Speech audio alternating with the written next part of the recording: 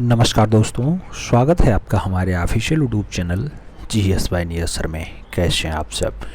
मैं आशा करता हूँ स्वस्थ होंगे, मस्त होंगे और अपनी तैयारी में व्यस्त होंगे। मित्रों, यहाँ तैयारी करने का एक ही उद्देश्य है। आप वनडे एंट्रेंस की तैयारी कर रहे हैं, यानी एक दिवसीय परीक्षा की तैयारी कर रहे हैं। बहुत सारे लोग परेशान होंगे, एक दिवसीय परीक्षा किसे कहा जाता है? मित्रों, एक दिवसीय मतलब जिसमें एक ही दिन में पेपर हो जाए, आज ही पेपर हो जाए, चाहे फर्स्ट सेकंड मीटिंग में हो या फिर एक ही मीटिंग में हो, उसे एक दिवसीय परीक्षा। और जैसे मेंस का कोई पेपर होता है तो आप देखते होंगे कि उसमें कई पेपर, 3-4 पेपर होते हैं। सिविल एग्ज़ाम की बात करें तो इसीलिए उसे एक दिवसीय परीक्षा से बाहर कहा जाता है। ठीक है, तो वो एक दिवसीय में नहीं आता है। अब एक दिवसीय परीक्षा में बहुत सारे हैं, चाहे आप वीडियो की तैयारी कर रहे हो, चाहे आप यूपीपी की तैयारी कर रहे हो, चाहे आप यूपीएसआई की तैयारी कर रहे हो, या फिर आप पेट यानी प्राइमरी एलिजिबिलिटी टेस्ट की बात कर रहे हो। मित्रों, आप टीजीटी आर्ट की तैयारी कर रहे हो, सब जगह एक दिवसीय शब्द जुड़ेगा, याद रखना। टीजीटी आर्ट में भी केवल और केवल एक ही पेपर होता है, आर्ट एंड कल्चर से क्वेश्चंस पूछा जाता है, आपका काम वहाँ से भी कंप्लीट होता है। ऐसे मित्रों, आजकल बहुत चर्चा का विषय बना हुआ है आपका वीडियो। इसमें एक नई भर्ती भी आ गई है। नई भर्ती आपके बीच है, लगभग 1400 पद हैं, 1400 प्लस पद हैं। एक पुरानी भर्ती भी 2018 की लगी हुई है, और 2018 वाली जो भर्ती है इसमें 1953 पद हैं, यानी 1953 पदों पे ये विज्ञापन निकला था। पेपर हुआ, कुछ खामियां थी, और उसके बाद पेपर कैंसिल हुआ, देना री एग्ज़ाम लगा है। अब री एग्ज़ाम लगा है तो भैया री एग्ज़ाम की तरह आपको री एग्ज़ाम देना है, यानी थोड़ा मेहनत ज़्यादा करना पड़ेगा। पेपर आपका मॉडरेट आएगा। आप जानते हैं मित्रों, मॉडरेट पेपर देने में कट ऑफ थोड़ा सा कम रहता है। कट ऑफ जो आता है वो थोड़ा सा कम होता है। अब कट ऑफ थोड़ा सा तो कम आएगा, लेकिन इस बार बंदे भी तो बहुत अच्छे हो जाएंगे, तैयारी भी तो बहुत अच्छी कर लेंगे। क्यों? क्योंकि 1953 वाला तो है ही, उसके साथ ये 1400 जो नया पद आया है इसमें भी तो वही सिलेबस फॉलो किया जाएगा, इसलिए आपको एक्स्ट्रा मेहनत करने की आवश्यकता है। पुनः दोहरा दें, वीडियो में एक्स्ट्रा मेहनत करने की आवश्यकता है, तो आप लोग वीडियो का फॉर्म भरें। जो लोग प्रीवियस में भरे हुए हैं इन्हें कुछ नहीं करना है, आराम से फॉर्म इनका जो है पहले से ही फिट है, बस देख लेना, अपना चेक वेक कर लेना, आ जाएगा आपका एडमिट कार्ड, आराम से पेपर देना। अब डबल मौका है मित्रों, तो डबल चौका भी आपका लगना चाहिए। इसमें भी सिलेक्शन होना चाहिए और इसमें भी आपका फाइनली सिलेक्शन होना ही चाहिए, यानी आपको अपने माँ बाप का सपना साकार करना ही पड़ेगा। करना होगा नहीं, करना ही पड़ेगा। मित्रों, मैं ऐसा इसलिए कह रहा हूं क्योंकि यहां पर केवल और केवल आपके मन की बात की जा रही है। क्यों? क्योंकि यहां पे आपसे हिंदी पूछा जाता है, जो मात्र 50 प्रश्न आता है। उसके साथ आपका जीएस यानी जनरल स्टडीज सामान्य अध्ययन पूछा जाएगा, जिसमें आपका 50 क्वेश्चंस आएगा। और आपका सबसे पसंदीदा वाला सब्जेक्ट रीजनिंग है मित्रों, केवल और केवल लॉजिकल बेस होता है, 50 क्वेश्चंस पूछा जाता है।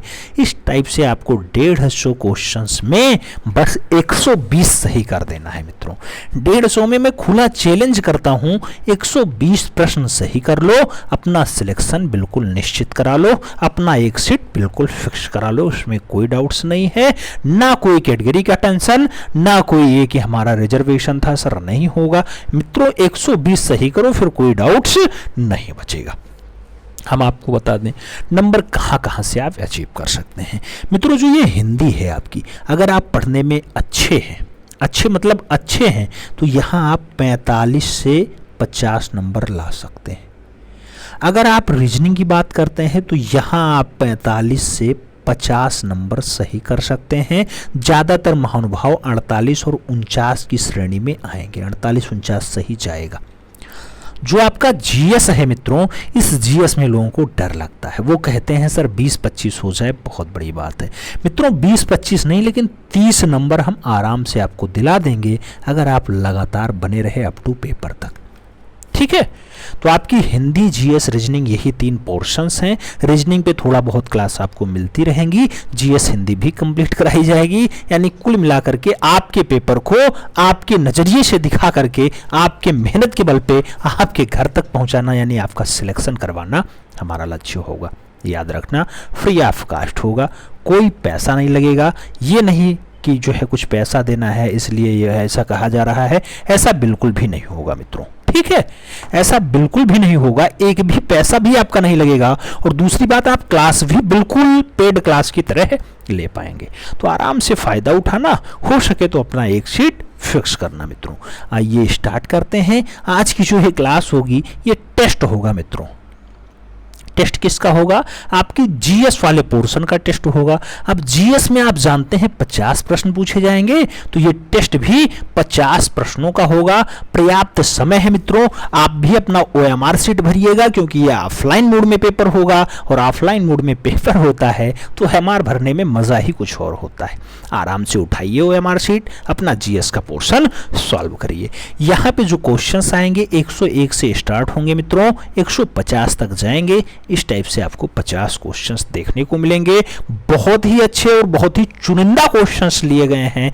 आराम से उठाना, चाहे आप टीजीटी आर्ट की तैयारी कर रहे हों, आपको यहाँ पर आर्ट एंड कल्चर के क्वेश्चंस देखने को मिलेंगे। जैसे पहला क्वेश्चन से ही दिखाई दे रहा है मित्रों, जैसे पहला क्वेश्चन ही दिखाई दे रहा है, ये चाहे जो वनडे एंट्रेंस हो लगभग सभी में छपते हैं क्वेश्चंस। तो इस टाइप से आपको जीएस से डरना नहीं है, जीएस की लगभग सभी क्लास अटेंड करनी है। पहला क्वेश्चन कह रहा है मित्रों, हड़प्पा काल का इनमें से कौन सा नगर 3 भागों में विभाजित था?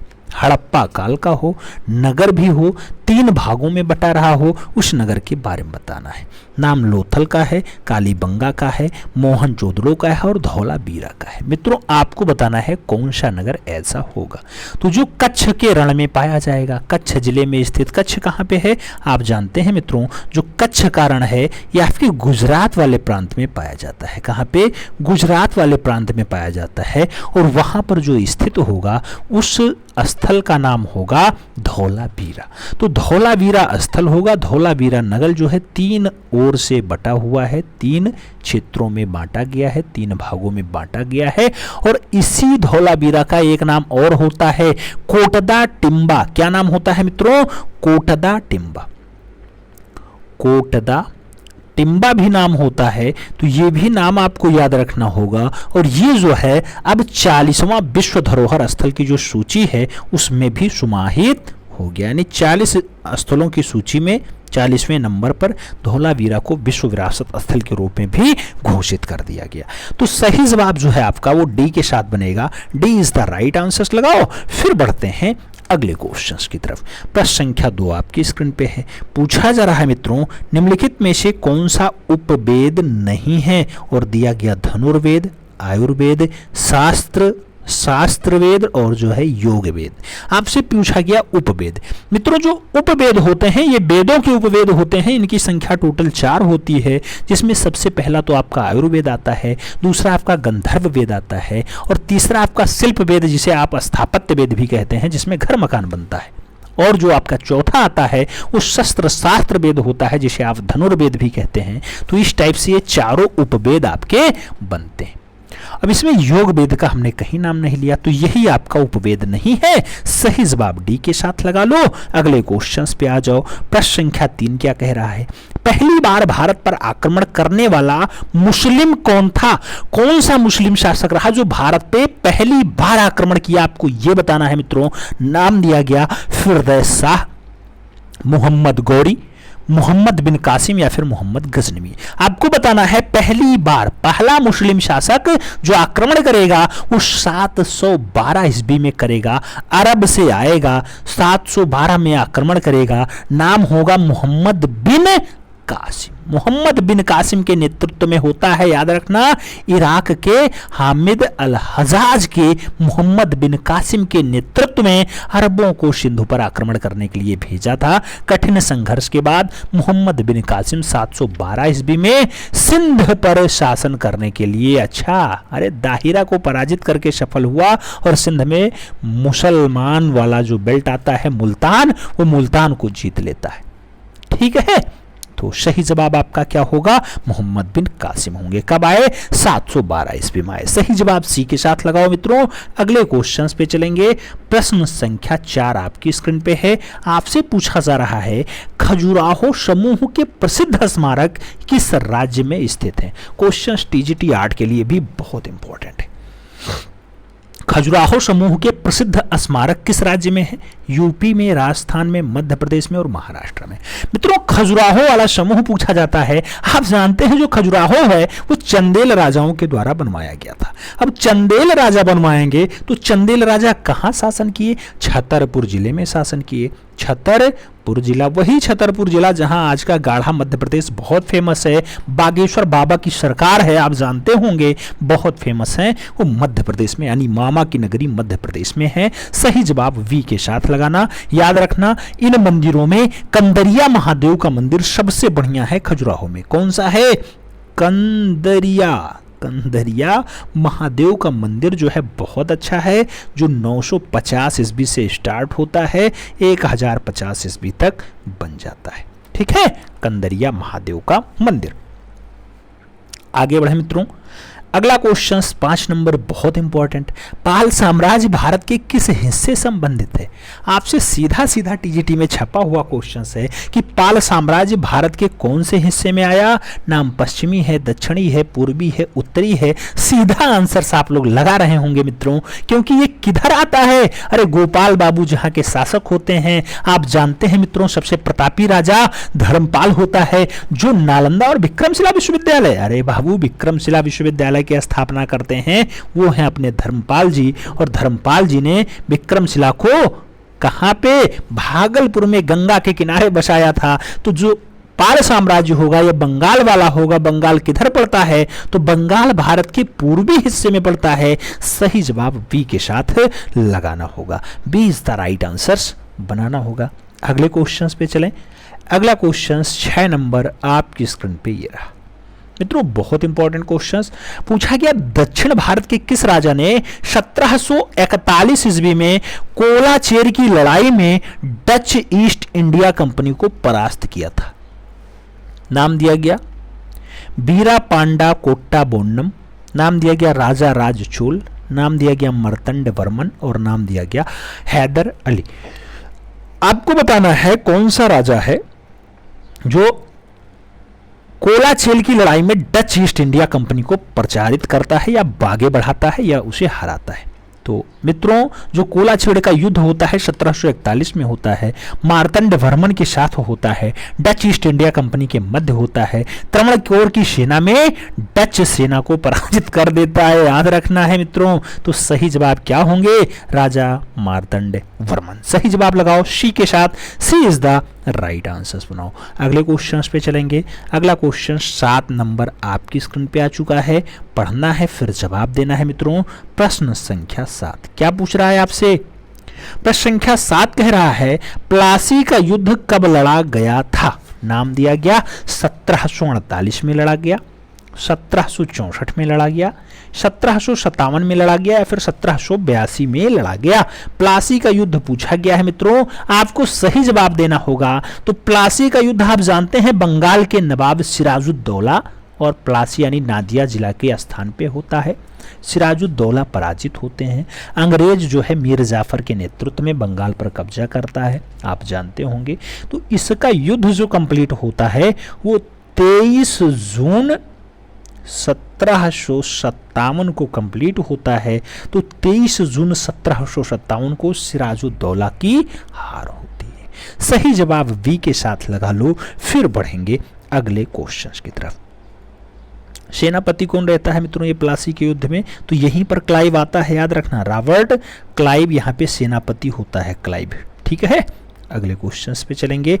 8 नंबर क्वेश्चन आपकी स्क्रीन पे है। पूछा गया बक्सर के युद्ध के बाद ईस्ट इंडिया कंपनी मुगल सम्राट को प्रतिवर्ष का भुगतान करने के लिए सहमत हुई। ईस्ट इंडिया कंपनी मुगल सम्राट को कितना पैसा क्या 82 लाख रुपए देना चाहती थी, 44 लाख रुपए सालाना दे रही थी पेंशन, 26 लाख दे रही थी या फिर 68 लाख दे रही थी।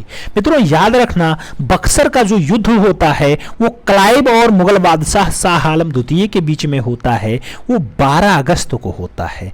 12 अगस्त 1765 को होता है। शाह आलम द्वितीय से इलाहाबाद की पहली संधि होती है, जिसमें बहुत सारे कहे जाते हैं। रुपए की बात होती है तो 26 लाख रुपए कहा जाता है। निजामुद्दौला को बंगाल का नवाब आपको स्वीकार करना पड़ेगा। याद रखना, कंपनी के अवध के नवाब को कड़ा और मानिकपुर छीन करके मुगल सम्राट को दे दिया जाएगा। मुगल बादशाह के बंगाल, बिहार, उड़ीसा की दीवानी कंपनी को सौंपी जाएगी। ऐसा भी दस्तखत करना पड़ा था किसे? शाह आलम द्वितीय को। तो कितना पैसा? 26 लाख रुपीस पर ईयर आपको मिलेगा। सही जवाब बी के साथ लगाओ। हो सकता है आपसे अन्य पूछ ले तो उसके बारे में भी थोड़ी जानकारी होनी चाहिए।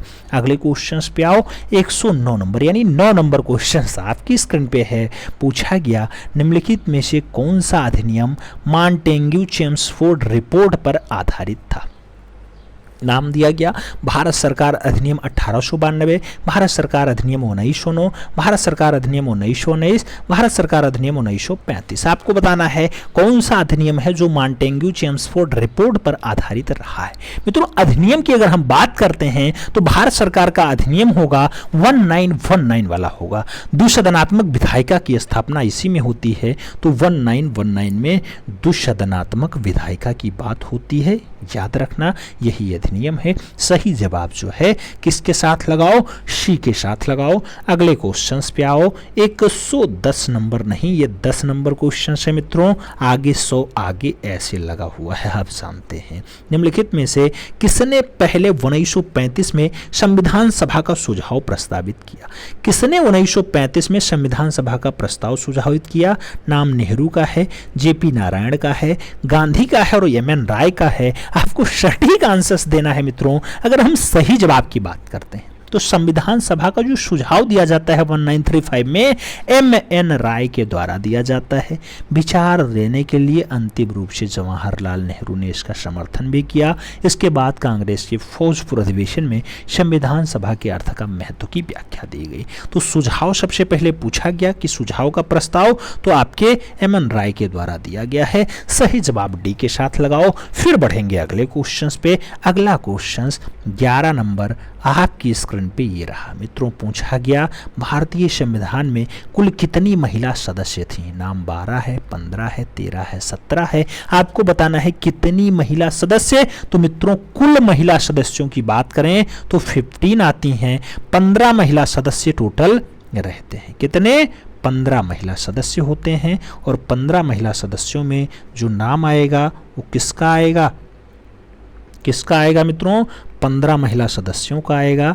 इन 15 महिला सदस्यों में याद रखना दुर्गा भाई देशमुख, अमृता कौल, सुचेता कृपलानी, सरोजिनी नायडू, ये सब अच्छी महिलाओं की संख्या रही है, अच्छी महिलाओं की फौज रही है संविधान सभा में। तो सही जवाब सी के साथ लगाओ। टोटल 15 महिलाएं थी।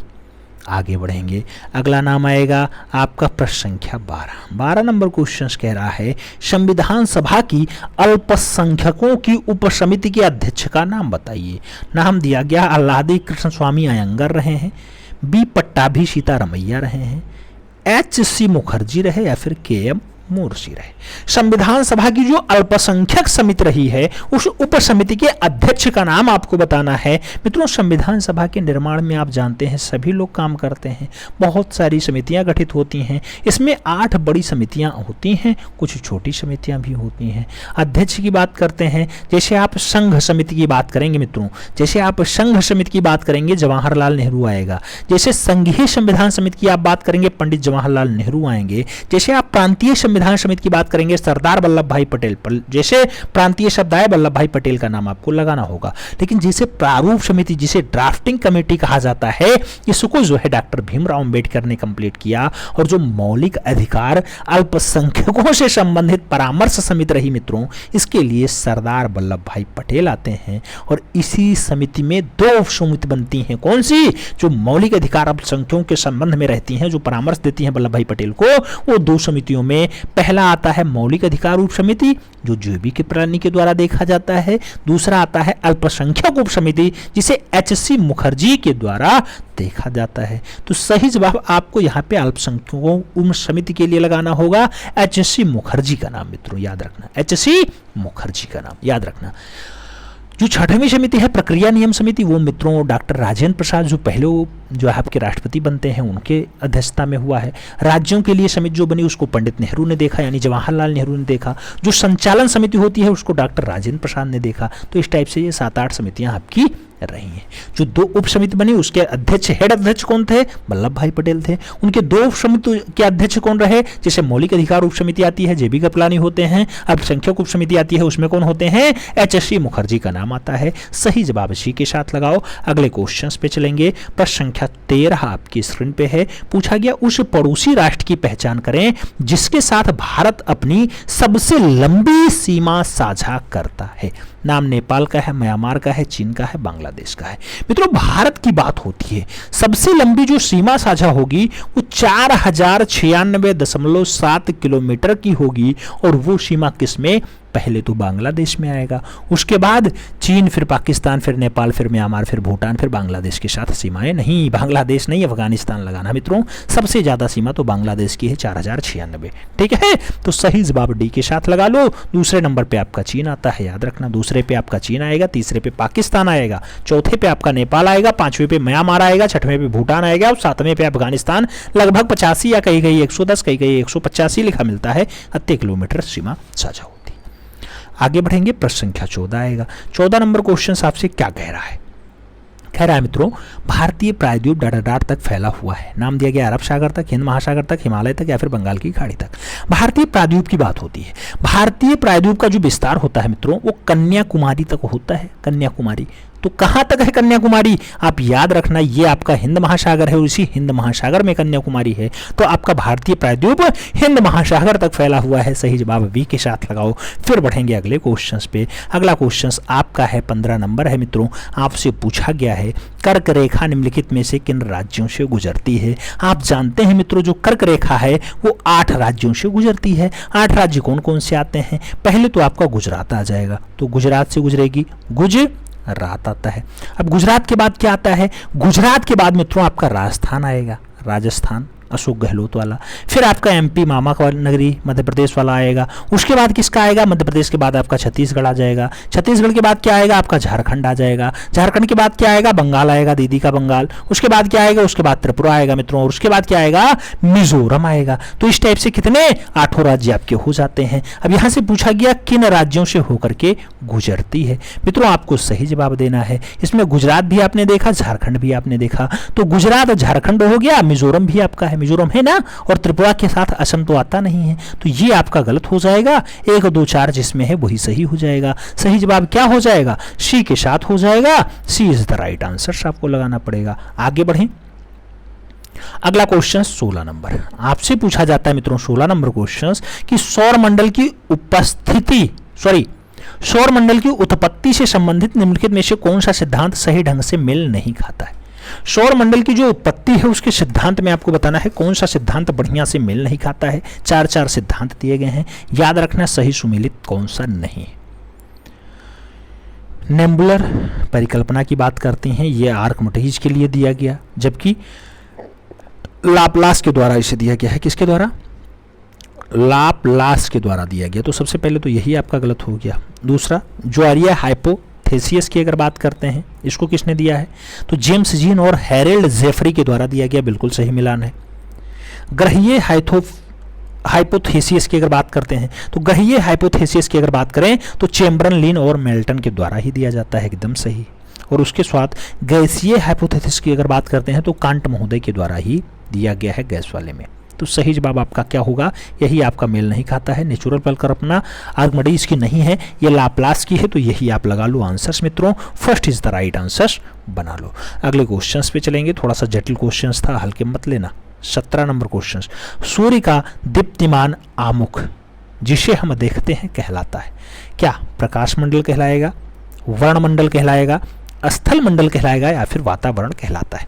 तो सूर्य का दीप्तमान आमुख जिसे हम देखते हैं उसे क्या पुकारते हैं मित्रों? आप जब देखना तो उसे आप प्रकाश मंडल कहेंगे। तो सही जवाब प्रकाश मंडल के साथ जाएगा। आपको याद रखना है, यही भाग आपको दिखाई देता है। सही जवाब फर्स्ट के साथ लगाओ। फिर बढ़ेंगे अगले क्वेश्चन पे। 118 नंबर क्वेश्चन आपकी स्क्रीन पे है। पूछा गया नासा के अनुसार सूर्य के बाद पृथ्वी के निकटतम सितारा में कौन सा आता है? नाम दिया गया अल्फा सेंटूरी आता है, बर्नार्ड स्टार आता है, प्रक्सिमा सेंटूरी आता है या फिर सीरियस आता है। नासा के अनुसार सूर्य के बाद पृथ्वी का सबसे निकटतम तारा कौन सा है मित्रों?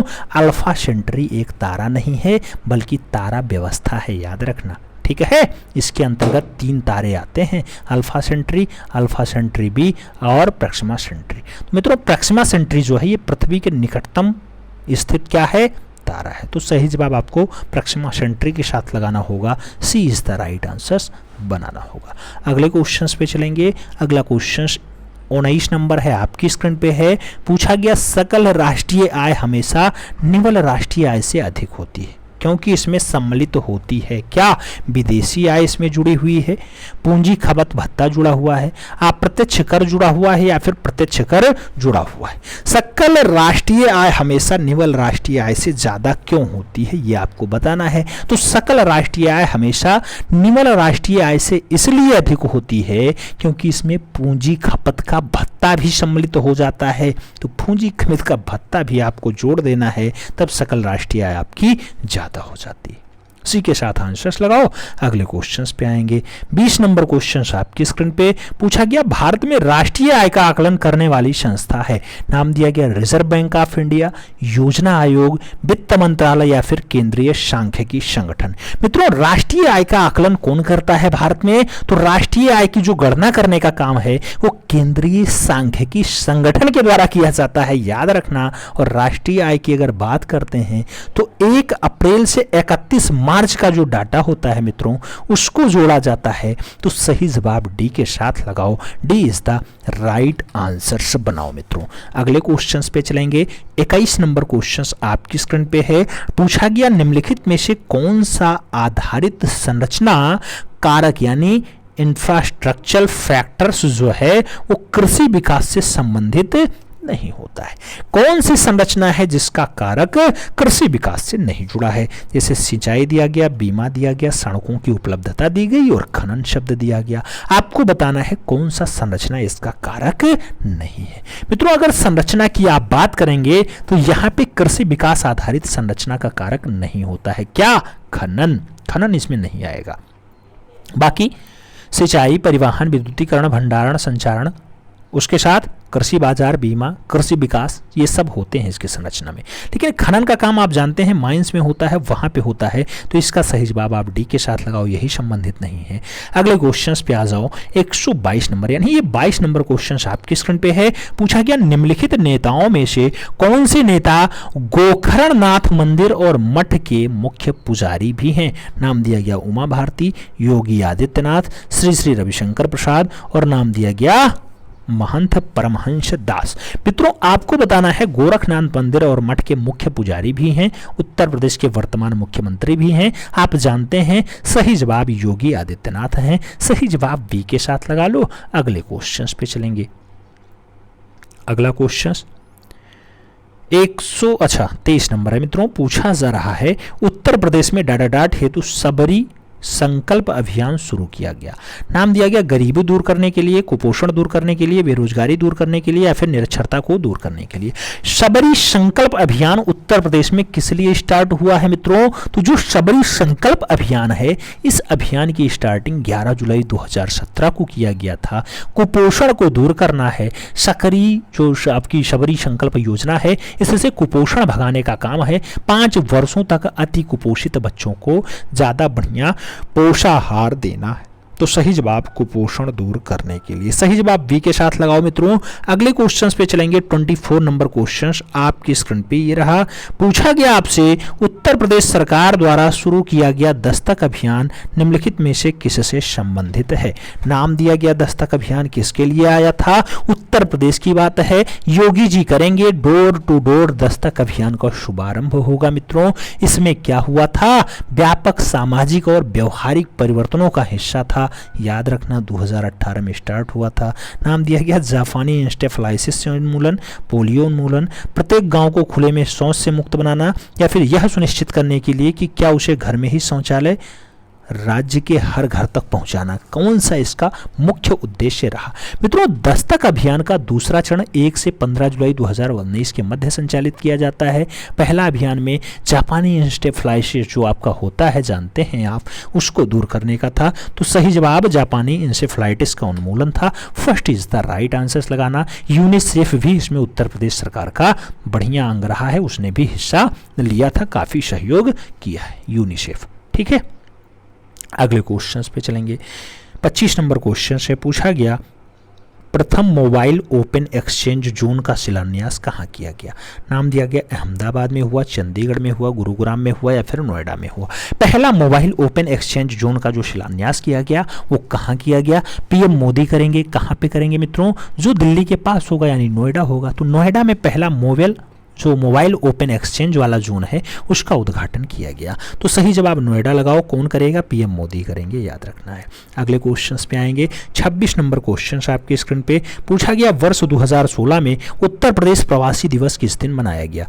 नाम दिया गया 4 जनवरी, 4 फरवरी, 9 जनवरी, 9 फरवरी। आपसे पूछा गया 2016 में प्रवासी दिवस। मित्रों, 4 जनवरी 2016 को 2 दिवसीय प्रथम उत्तर प्रदेश प्रवासी दिवस का उद्घाटन ऐतिहासिक ताज नगरी आगरा के ताज होटल में अखिलेश यादव के द्वारा किया गया था। आप जानते हैं भूतपूर्व सीएम रहे हैं, वर्तमान उस टाइम के सीएम थे 2016 में। ठीक है, तो सही जवाब जो बनेगा वो 4 जनवरी 2016 बनेगा। 4 जनवरी 2016 को कहां पर किया गया था?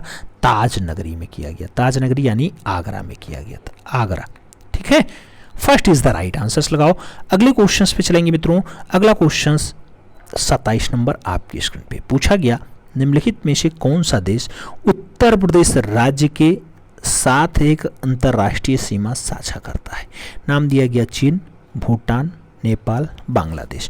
उत्तर प्रदेश राज्य के साथ अंतर्राष्ट्रीय सीमा साझा करने वाला देश कौन सा है मित्रों? आप जानते हैं आपका पड़ोसी देश है जहां पर वीजा भी नहीं लगता है, यानी नेपाल होता है। नेपाल, नेपाल, नेपाल। याद रखना, टोटल 9 राज्य और केंद्र शासित मिला करके उत्तर प्रदेश से सीमा भी और साझा करते हैं, ये तो आप जानते ही हैं। नेपाल, नेपाल, नेपाल आएगा। नेपाल में कौन कौन आते हैं? उत्तर प्रदेश भी सीमा साझा करेगा, उत्तराखंड भी करेगा, बिहार भी करेगा, पश्चिम बंगाल भी करेगा, थोड़ा सा सिक्किम भी कर ले आएगा। तो ये सब सीमा साझा करते हैं आपके यूपी यानी नेपाल के साथ। सही जवाब वी के साथ लगा लो। अगले क्वेश्चंस पे आ जाओ। 28 नंबर क्वेश्चन आपकी स्क्रीन पे है। पूछा गया, बुंदेलखंड नामक क्षेत्र निम्नलिखित किस सीमा के अंतर्गत आता है? बुंदेलखंड वाला बेल्ट उत्तर प्रदेश बिहार सीमा में आएगा, उत्तर प्रदेश मध्य प्रदेश सीमा में आएगा, उत्तर प्रदेश नेपाल सीमा में आएगा, या फिर उत्तर प्रदेश उत्तराखंड सीमा में बुंदेलखंड बेल्ट आता है। मित्रों, बुंदेलखंड की बात होती है, याद रखना।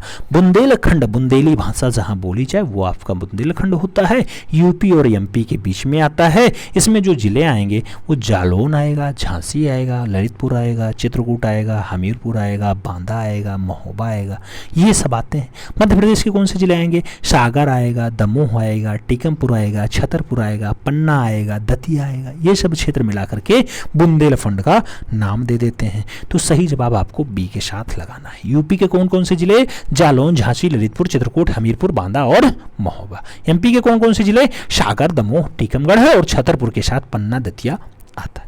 सही जवाब वी के साथ लगा लो। अगले क्वेश्चंस पे चलते हैं।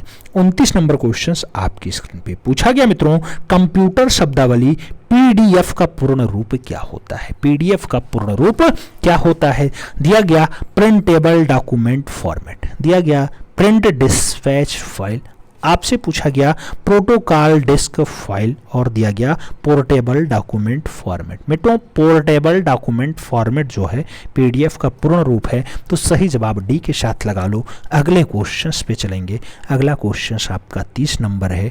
पूछा गया निम्नलिखित में से कौन सी कुंजी पटल लघु पथ यानी कीबोर्ड शॉर्टकट विंडोज जो प्रचलन प्रणाली है उसमें ऑपरेटिंग सिस्टम से स्टार्ट मेनू को दर्शाती है। मित्रों कौन सा शॉर्टकट है जिससे आप स्टार्ट मेनू सीधे दर्शा सकते हैं? आपसे ऑप्शंस दिया गया, कंट्रोल प्लस जेड दबाओ, कंट्रोल प्लस ESC दबाओ, या फिर आल्ट प्लस आपको स्प्रेंट बार दबाना है, या फिर आल्ट प्लस एंटर मारना है। मित्रों अगर आप देखना शार्ट की या कीबोर्ड में शॉर्टकट अगर आपको अपनाना है शार्ट मेनू देखने के लिए, तो कंट्रोल प्लस ESC दबाना आपका सीधा आ जाएगा शार्ट मेनू। तो सही जवाब इसी के साथ लगाओ। अगले क्वेश्चंस पे आएंगे। अगला क्वेश्चन 31 नंबर आपकी स्क्रीन पे है। पूछा गया निम्नलिखित में से किस व्यक्ति को कंप्यूटर का जनक यानी फादर ऑफ कंप्यूटर के रूप में पुकारा जाता है या जाना जाता है? नाम दिया गया मित्रों आपको चार्ल्स बेबेज, फिलिप डॉन, स्ट्रेच ट्रिम बर्नर्स-ली या फिर जेम्स ग्लास्टिंग।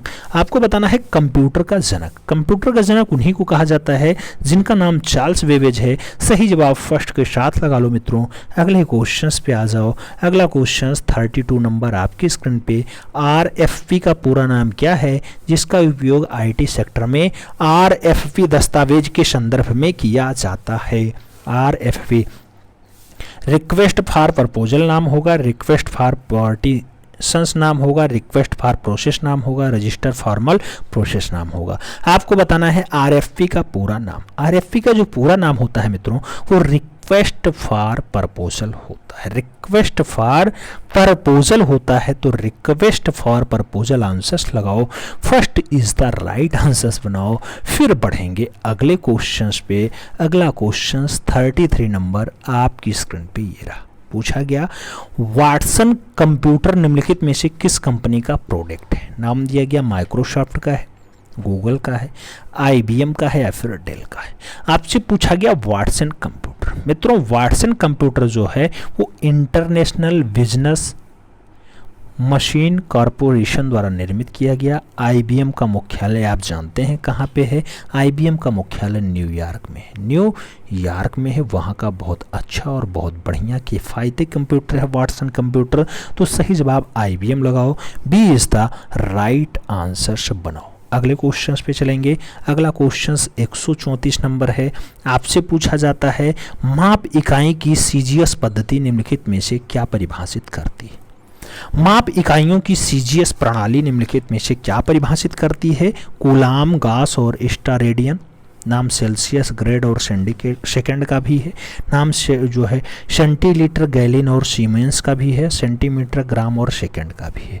CGS प्रणाली क्या परिभाषित करती है? याद रखना मित्रों CGS प्रणाली की बात होती है। आपसे सीधे सीधे पूछा गया CGS मतलब सेंटीग्राम सेकेंड, CGS। मित्रों सेंटीग्राम और सेकंड तो आपका सेंटीमीटर, ग्राम मीटर और सेकंड मीटर आप लगा लो। बाकी अगर FPS की बात होती तो F मतलब होता है फुट, P मतलब होता है पाउंड और S मतलब होता है सेकंड। जो तीसरा आता है MKS, उसमें मीटर M से आता है, K से किलोग्राम आता है, S से सेकंड आता है। और जो SI बनता है मित्रों चौथा, इसमें 7 मूल मात्रक होते हैं, metre, kilogram, second, kelvin, ampere, candela और मोल। इसके 2 संपूरक मात्रक भी होते हैं, एक तो रेडियन और दूसरा एक्स्ट्रा रेडियन। तो ये भी कभी कभी छप जाता है। तो CGS का सेंटीमीटर, ग्राम, सेकंड लगाओ। सही जवाब डी के साथ बनाओ। अगले क्वेश्चंस पे आते हैं। 35 नंबर क्वेश्चन है। पूछा गया 1 वोल्ट कितने के बराबर होता है? नाम दिया गया 1 जूल के, 1 जूल प्रति कूलाम के, 1 न्यूटन प्रति कूलाम के, या फिर 1 जूल प्रति न्यूटन के। 1 वोल्ट कितने के बराबर होता है? मित्रों 1 वोल्ट की बात होती है, जूल बटा कूलाम आएगा। जूल बटा कूलाम मतलब 1 जूल प्रति कूलाम। 1 जूल प्रति कूलाम आपका आंसर्स बनेगा। सही जवाब बी के साथ देना होगा। B is the right answers बनाना होगा। अगले क्वेश्चंस पे चलेंगे। 36 नंबर क्वेश्चन आपकी स्क्रीन पे। 36 नंबर क्वेश्चन क्या कह रहा है? तरल पदार्थ की तुलना में ठोस पदार्थ में परमाणुओं का व्यवस्थापन किस तरह होता है? नाम दिया गया दूर दूर से होता है, बारीकी से नहीं बंधे होते हैं, बहुत बारीकी से बंधे होते हैं या फिर कम बारीकी से बंधे होते हैं। तरल पदार्थों की तुलना में जो ठोस पदार्थ हैं उसमें परमाणुओं का जो विस्थापन है वो कौन सी तरह से होता है। मित्रों जब आप देखना उसमें परमाणुओं के मध्य लगने वाला आकर्षण बल होगा वो बहुत ज़्यादा होगा, जिसके कारण वे एक दूसरे से मजबूती से बंधे रहते हैं। इसी कारण ठोस पदार्थ का आकार जो है और आयतन दोनों निश्चित होता है। तो बहुत बारीकी से नहीं बंधे होते हैं, बहुत किससे, अरे बहुत बारीकी से बंधे होते हैं मित्रों, ठीक है, कम बारीकी से नहीं, बहुत बारीकी से, बहुत मजबूती से बंधे होते हैं। अगले क्वेश्चंस पे चलेंगे। अगला क्वेश्चंस आपका 37 नंबर है मित्रों। आप जानते हैं 50 क्वेश्चंस का सेट है जिसमें आप 37 नंबर क्वेश्चन सॉल्व कर रहे हैं। पूछा गया हीरा तथा ग्रेफाइट में समान है विद्युत चालकता, घनत्व, क्रिस्टलन संरचना या फिर परमाणु भार। हीरा और ग्रेफाइट में आपको क्या समान दिखाई दे जाएगा। हीरा और ग्रेफाइट अगर देखना है तो दोनों ही कार्बन के अपरूप होते हैं। दोनों शब्दों को कहा जा सकता है कि दोनों कार्बन में परमाणुओं से बने हैं। परमाणु भार समान होगा, यानी विद्युत चालकता, क्रिस्टल संचरण क्षमता और घनत्व भिन्न होंगे। तो क्या भिन्न होंगे, विद्युत चालकता, क्रिस्टलन क्षमता और आपका जो घनत्व है वो भिन्न होगा। क्या फिट होगा, आपका परमाणु भार फिट होगा। तो सही जवाब परमाणु भार के साथ लगाओ क्योंकि दोनों कार्बन से बने हैं। सही जवाब डी के साथ बनाओ, D is the right answer लगाओ। अगले क्वेश्चंस पे चलेंगे। 38 नंबर क्वेश्चंस। घाव का अध्ययन कहलाता है क्रोकोलॉजी, ट्रेमेंटोलॉजी, ऑन्कोलॉजी या फिर डेमेंटोलॉजी। मित्रों घाव अगर कट फिट गया है तो घाव का अध्ययन आप कैसे करेंगे, स्टडी ऑफ वाउंड। तो अगर आपको वाउंडिंग करना है तो वहां ट्रेमेंटोलॉजी शब्द प्रयोग किया जाता है, ट्रोमेंटोलॉजी, ट्रोमेंटोलॉजी। सही जवाब जो है सी के साथ लगाओ, सी इज द राइट आंसर लगाओ। ऑन्कोलॉजी आप जानते हैं कैंसर से संबंधित होता है, ट्यूमर का अध्ययन होता है। डेमेंटोलॉजी और त्वचा, त्वचा, त्वचा, त्वचा, डेमेंटोलॉजी में त्वचा का काम होता है, याद रखना। आगे बात करेंगे। अगला क्वेश्चन 39 नंबर होगा। पूछा गया निम्नलिखित में से कौन सी तंत्रिका तंत्र की मूल संरचनात्मक और कार्यात्मक इकाई है। नाम दिया गया न्यूरॉन्स है तंत्रिका तंत्र की सबसे खास वाली, नेफ्रॉन है, सेरिबेलम है या फिर सेरिब्रम है। मित्रों सबसे इंपॉर्टेंट हो तंत्रिका तंत्र की इकाई हो आपको वही बता देना है। तो आप जानते हैं कि मूल संरचनात्मक तंत्रिका तंत्र की जो इकाई है वो न्यूरॉन्स हैं। तो सही जवाब न्यूरॉन्स के लगाओ, first is the right answer बनाओ। अगले क्वेश्चंस पे चलेंगे। 40 नंबर क्वेश्चंस आपकी स्क्रीन पे।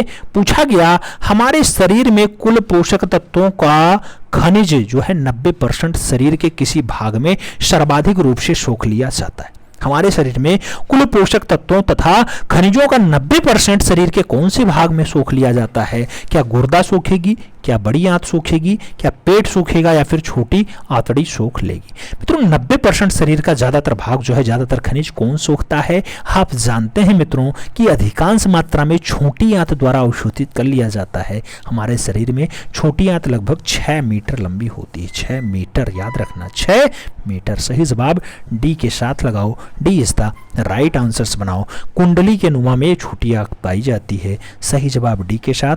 अगले क्वेश्चंस पे आते हैं। 41 नंबर क्वेश्चंस। पूछा गया मध्य प्रदेश में स्थित कौन सा जिला भारत का कार्यात्मक रूप से साक्षर पहला जिला बना। एमपी का कौन सा जिला कार्यात्मक रूप से पहला साक्षर जिला। मंडला है, हरदा है, सीहोर है या फिर शाजापुर है। मित्रों एमपी का जिला है कार्यात्मक रूप से भारत का पहला साक्षर जिला बना। एमपी का कार्यात्मक रूप से याद रखना है। अब कार्यात्मक रूप से बात होती है 2022 में मंडला जिला जो है वो कार्यात्मक रूप से साक्षर जिला बना था पहला। तो सही जवाब फर्स्ट के साथ लगाओ, ए इज द राइट आंसर बनाओ मित्रों, ठीक है, ए इज द राइट आंसर। अगले क्वेश्चंस पे चलेंगे। 42 नंबर क्वेश्चन आपकी स्क्रीन पे है। पूछा गया जनवरी 2023 में 17वें प्रवासी भारतीय दिवस सम्मेलन 2023 का आयोजन कहाँ किया जाएगा। नाम भोपाल है, गांधीनगर है, इंदौर है, वाराणसी है। 2023 का आयोजन कहाँ किया जाएगा आपको ये बताना है। 2023 का जो आयोजन होगा मित्रों वो कहाँ पर होगा, तो इंदौर मध्य प्रदेश में होगा। कहाँ पर, इंदौर एमपी में होगा, मामा की नगरी में होगा, ठीक है। ये तो आप जानते हैं कि 9 जनवरी 2015 को महात्मा गांधी दक्षिण अफ्रीका से भारत आए थे, इसलिए इसे प्रवासी भारतीय दिवस के रूप में मनाया जाता है, हर साल मनाया जाता है। सही जवाब बी के साथ लगाओ। अगले क्वेश्चंस पे आएंगे। अगला क्वेश्चंस 43 नंबर आपकी स्क्रीन पे। पूछा गया कुकरेल नाइट सफारी पार्क कहाँ स्थापित किया जाएगा? नाम आगरा का है, चित्रकूट का है, सहारनपुर का है या फिर लखनऊ का है? Kukrail night safari park. Kukrail night safari park की जो स्थापना है मित्रों कहाँ की जा रही है? जो लोग लखनऊ में घूमे होंगे वो 350 एकड़ में डाटा देखे होंगे। कुकरेल के नाम से नाला नाला नाला, कई जगह लोग उसे कहते हैं घड़ियाल केंद्र और बहुत सारे, तो उसी में जो है कुकरेल नाइट सफारी पार्क भी स्थापित होगा। सही जवाब डी के साथ लगाओ, D is the right answers बनाओ। अगले क्वेश्चंस पे चलते हैं मित्रों। अगला क्वेश्चंस 44 नंबर आपकी स्क्रीन पे है। पूछा गया अगस्त 2022 में किस राज्य की सरकार ने राज्य के प्रत्येक जिले में संस्कृत विकास या संस्कृत ग्राम में विकसित करने के लिए निर्णय लिया? कौन सा राज्य सरकार ने प्रत्येक जिला में संस्कृत ग्राम विकसित करेगा? हिमाचल प्रदेश, कर्नाटका, उत्तराखंड या फिर एमपी?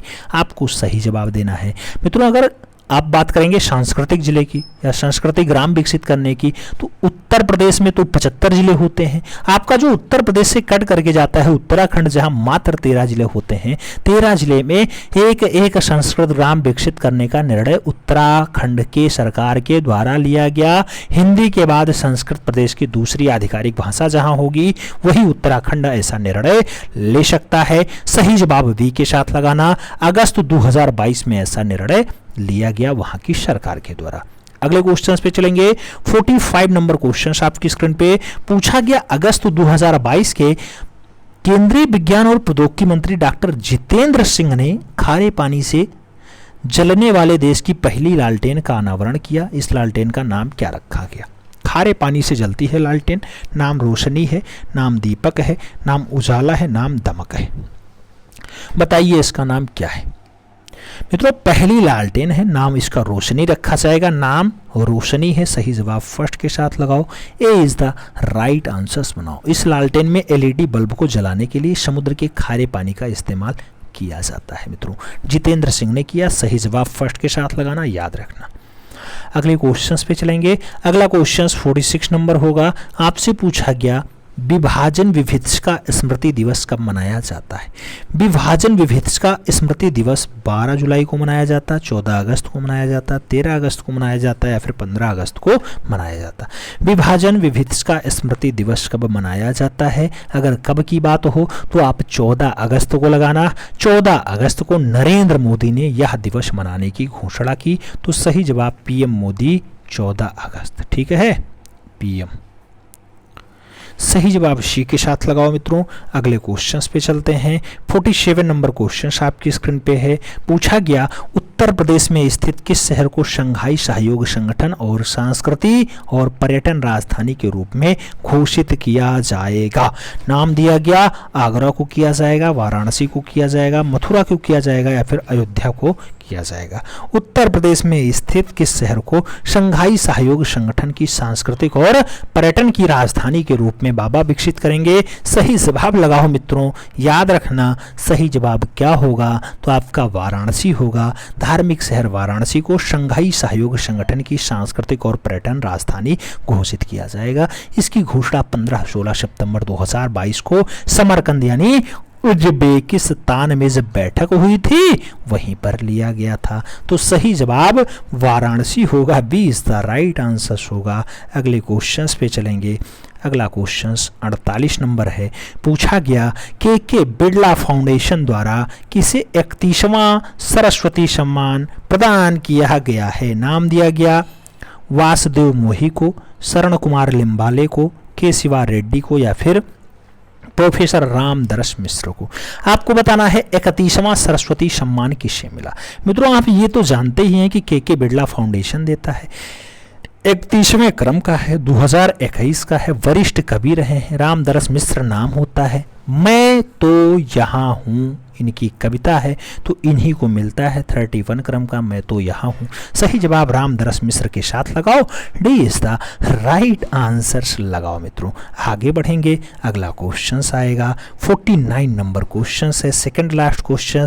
पूछा गया भारत में पर्यावरण यानी संरक्षण का अधिनियम कब पारित होता है? नाम दिया गया 1981 में पारित हुआ, 1995 में पारित हुआ, 1986 या फिर 2000 में पारित हुआ। पर्यावरण पर्यावरण संरक्षण अधिनियम, द एनवायरमेंटल प्रोटेक्शन एक्ट 1986 की बात होती है। 1986 इज द राइट आंसर, यानी B is the right answer. संपूर्ण भारत में यह लागू होता है, B is the right answer लगाना पड़ेगा। फिर बढ़ेंगे हम लोग अगले क्वेश्चंस की तरफ। अगला क्वेश्चंस मतलब लास्ट क्वेश्चंस मित्रों, आपकी स्क्रीन पे पूछा गया इको मार्क। इको मार्क उन भारतीय उत्पादों को दिया जाता है जो शुद्ध और मिलावट रहित हों, जो प्रोटीन संवर्धन हो, जो पर्यावरण के प्रति मैत्रीपूर्ण हो, जो आर्थिक दृष्टि से व्यवहार्य हों। आपको बताना है इको मार्क किसे प्रदान किया जाता है। मित्रों इको प्रमाण पत्र होता है इको मार्क का, ठीक है, इको मार्क का, और उन भारतीय उत्पादों को दिया जाता है जो पर्यावरण के प्रति मैत्रीपूर्ण भाव रखते हों। तो सही जवाब क्या होगा, सी के साथ होगा, सी इज द राइट आंसर होगा। जलवायु परिवहन मंत्रालय के द्वारा मिलता है, जलवायु परिवहन मंत्रालय के द्वारा दिया जाता है, ये भी याद रखना होगा, ठीक है। उम्मीद है आपने 50 क्वेश्चंस देखे हैं। इसमें से जो हमने टारगेट दिया था कितने क्वेश्चंस का, स्टार्टिंग में अगर आपने ध्यान दिया होगा तो हमने कहा था 30 क्वेश्चन सही करने का। अगर आपने 30 क्वेश्चन एकदम फिट कर दिया है मित्रों तो समझ लेना एकदम बाबूजी बनने वाले हैं आप, एकदम वीडियो बनने वाले हैं आप। और उसके साथ अन्य प्रतियोगी परीक्षाओं के लिए भी ये जीएस के क्वेश्चंस बहुत इंपॉर्टेंट हैं। नाम तो 50 का ही था, कम से कम आपने 70 से 100 क्वेश्चंस यहाँ सीखने के लिए पाए हैं। ईमानदारी के साथ बताना कितना % क्वेश्चंस आपका सही गया है। चैनल पे नए हैं तो चैनल को सब्सक्राइब कर लें, बेल आइकन प्रेस कर लें जिससे नोटिफिकेशन टाइम से मिले और आप चैनल का भरपूर लाभ टाइम से ले सकें। मिलते हैं सुन में, तब तक के लिए दिल से सैल्यूट, जय हिंद।